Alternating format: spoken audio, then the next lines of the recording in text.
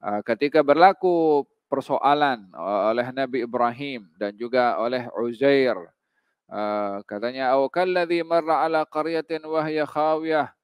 Tidakkah kamu tengok kepada orang yang dia lalu di satu qaryah, qaryah itu tak berpenghuni, kosong.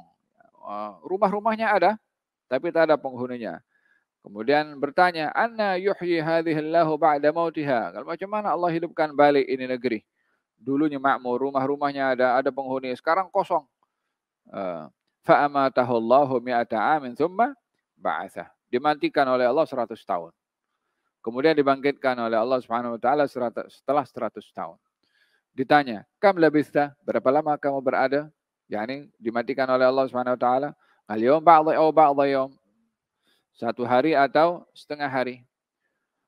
Bal labista mi'ata amin fanzur ila ta'amika wa syarabika lam yatasannah wanzur ila al-idami kaifa nunshizuha thumma naksuha lahma. Subhanallah, 100 tahun berada di alam barzakh katanya macam sehari atau setengah hari. Bermakna tidak tertakluk alam barzakh ini dengan masa yang berlalu di atas muka bumi. Hatta 1000 tahun. Dari zaman Nabi Adam sampai sekarang berapa lama?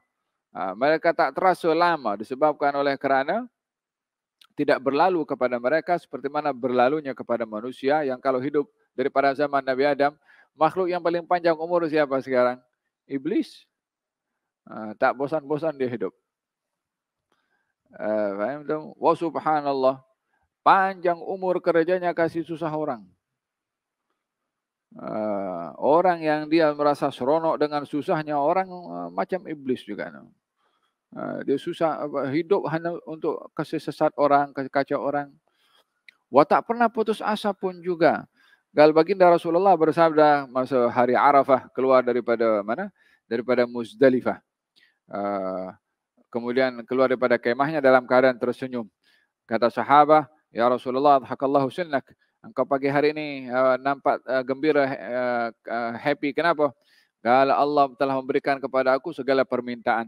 Yakni diampunkan semua orang berada di padang Arafah. Dan aku nampak iblis meletakkan debu di atas kepalanya macam ni. Sebab menyesal. Atau kesal sebabkan orang yang disuruh dikacau sekian lama oleh iblis diampunkan oleh Allah Subhanahu wa taala. Itu pun dia tak putus asa juga untuk kacau. Seperti mana iblis tak pernah putus asa untuk kacau, kita jangan putus asa untuk insaf dan bertaubat.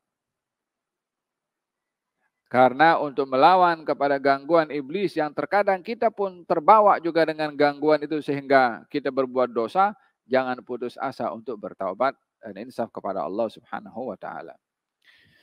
Faham dong? Fa'amatahu Allahu mi'ata amin. Dimatikan 100 tahun. Kemudian bangkitkan katanya setengah hari atau satu hari. Sama juga Ashabul Kahfi selama 300 tahun.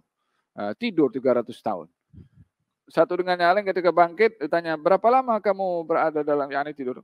Satu hari atau setengah hari. Tak nampak perubahan. La kuku panjang, wala misai panjang, wala tak ada. 300 tahun lebih. Maha suci Allah Subhanahu wa taala yang menjaga jantung bergerak, menjaga perut, tak menghadam makanan apapun juga. Kalau ikut ilmu kedokteran mana boleh orang hidup sampai sekian lama tak makan, tak minum, ya kan? Faham dong. Jantung bergerak, peredaran darah bergerak, oksigen pun dia boleh bernafas, balik kanan, balik ke kiri supaya tak dimakan tanah. Wa nuqallibuhum dzatal yamini wa dzatal shimal. Kami bolak-balikkan mereka ke kanan dan ke kiri. Gal nisbah orang Ashabul Kahfi yang tidur, Allah yang membalikkan ke kanan, Allah yang membalikkan ke kiri supaya apa? Kita pun tidur bolak-balik juga, tapi kenapa pada Ashabul Kahfi Allah Subhanahu wa taala mengatakan Allah yang membolak-balikkan? Disebabkan kalau kekal macam tu lama-lama dia menyatu dengan tanah.